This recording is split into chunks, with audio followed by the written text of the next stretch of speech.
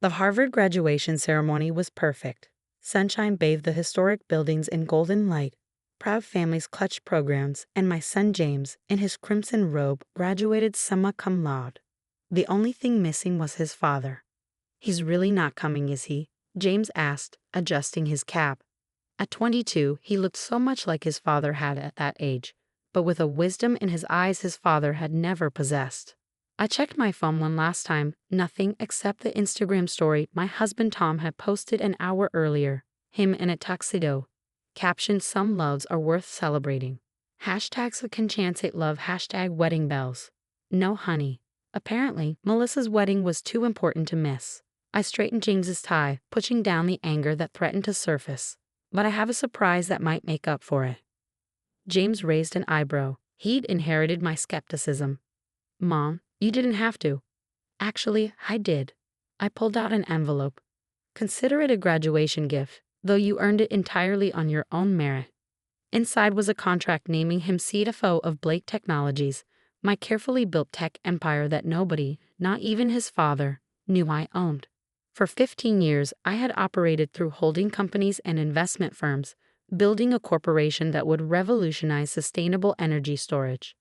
"Mom," James's hands trembled as he read the document.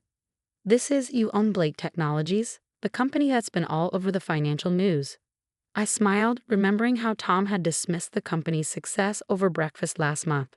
"It'll never last," he'd said. "Some trust fund kid playing at business. What do they know about real industry?" "I started building it the year your father began choosing his ex-girlfriend's events over our family," I explained. "Remember all those charity committees I served on?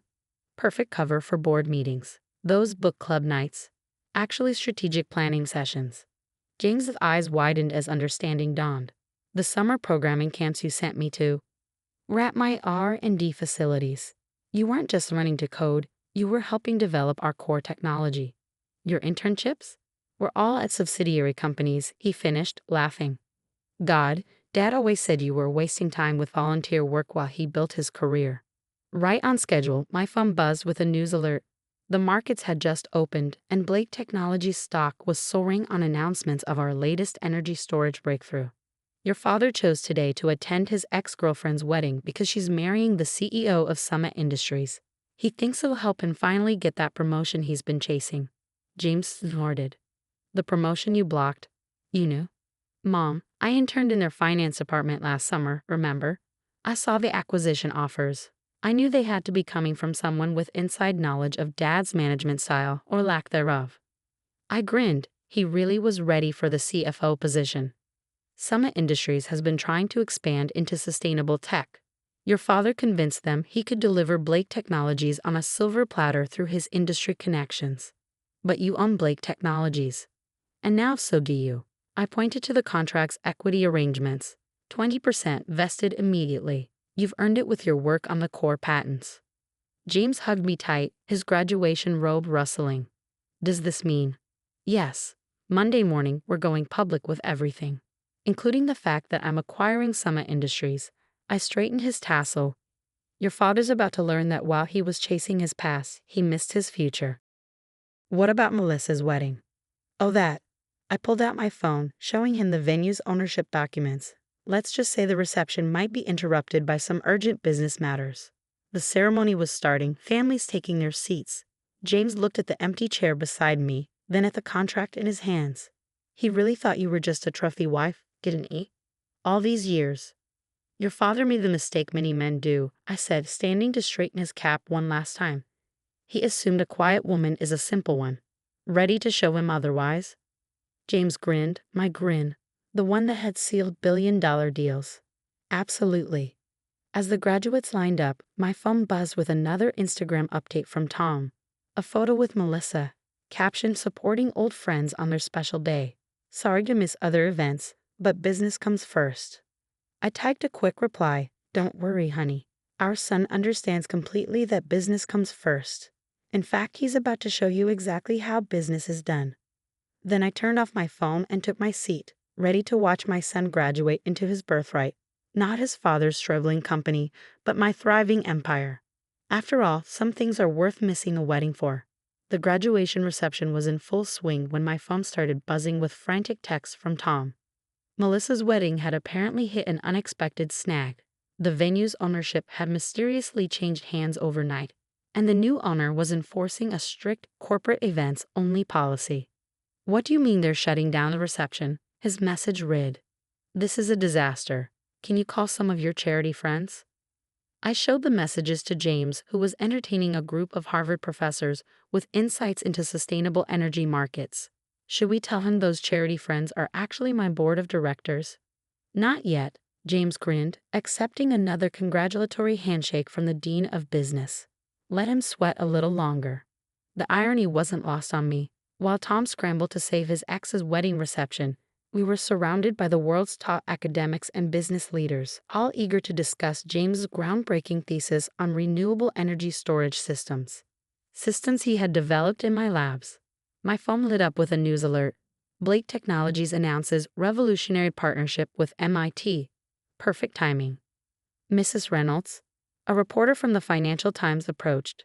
"Could we get a comment on the rumors that Blake Technologies is planning a major acquisition?" I smiled mysteriously. "All I can say is that Monday's announcement will change the energy sector landscape." The reporter's eyes widened as recognition dawned. He had just realized who I really was. "Mom," James whispered as the reporter hurried away, "Dad's calling." I let it go to voicemail, instead watching a live stream from Melissa's wedding. The venue staff were very professionally informing guests that the reception would need to relocate. Tom was red-faced, arguing with security, his dreams of networking with Summa Industries' CEO crumbling. "Your father never understood the difference between connections and relationships," I told James.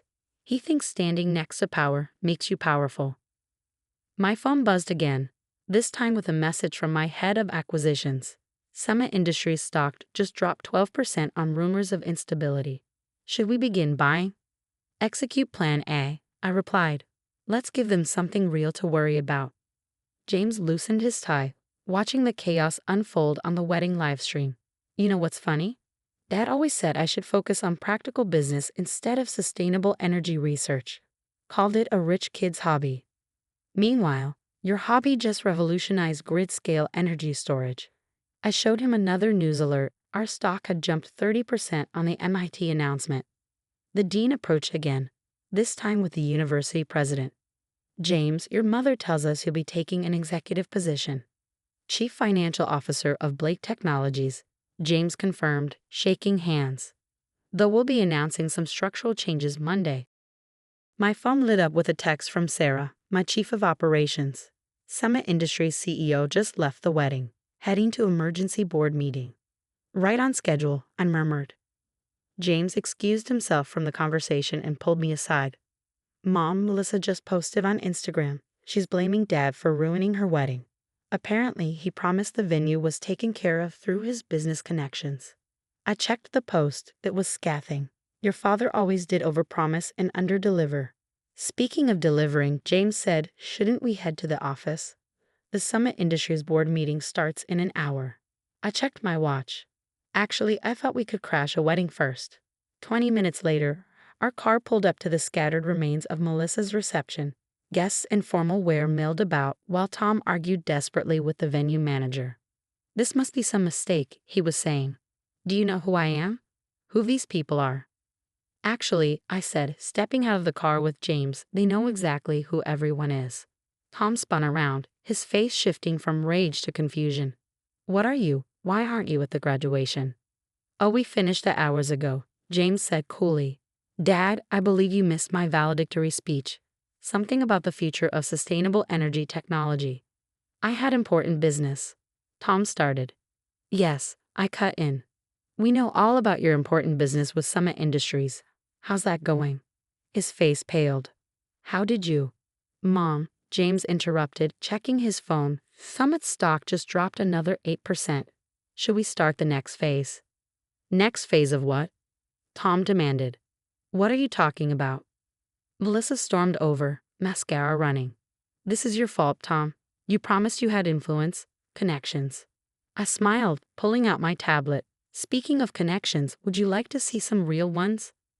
I pulled up the venue's ownership documents, showing my signature at the bottom. For instance, this venue now belongs to Blake Technologies' hospitality division. Tom's jaw dropped. Blake Technologies? But that's my company, I finished. Well, mine and James's now. He's taking over as CFO on Monday.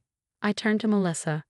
By the way, congratulations on your wedding. Shame about your fiance's company, though. What about his company? She demanded. Oh, you haven't heard. James showed her his phone, displaying Summit Industries' plummeting stock price. They're about to be acquired. Hostile takeover. Very unfortunate timing. Tom grabbed my arm. You, all this time. I removed his hand firmly. Yes, dear, all this time. Now, if you'll excuse us, we have a board meeting to attend. James, shall we? As we walked away, Tom called out, Wait. What about my position at Summit? I turned back, savoring the moment. Don't worry, honey. I'm sure you'll find something. At your level. After all, business comes first, right? The Summit Industries boardroom fell silent as James and I walked in. Their CEO, Melissa's new husband, was mid-presentation, desperately trying to explain their plummeting stock price. I apologize for interrupting, I said smoothly, but I believe you're discussing my company's acquisition offer. Your company? The CEO stammered, his wedding boutonniere already wilted. But Blake Technologies is sitting right in front of you, James finished, taking a seat at the table. Though technically, we prefer Reynolds Global now. The rebranding goes public on Monday. I enjoyed watching comprehension dawn on their faces. These men had dismissed my company as a temporary market disruption. Now they were realizing who really held the power. This is impossible, the CEO protested. Tom assured us. Yes, my husband. I projected Tom's personnel file onto the screen.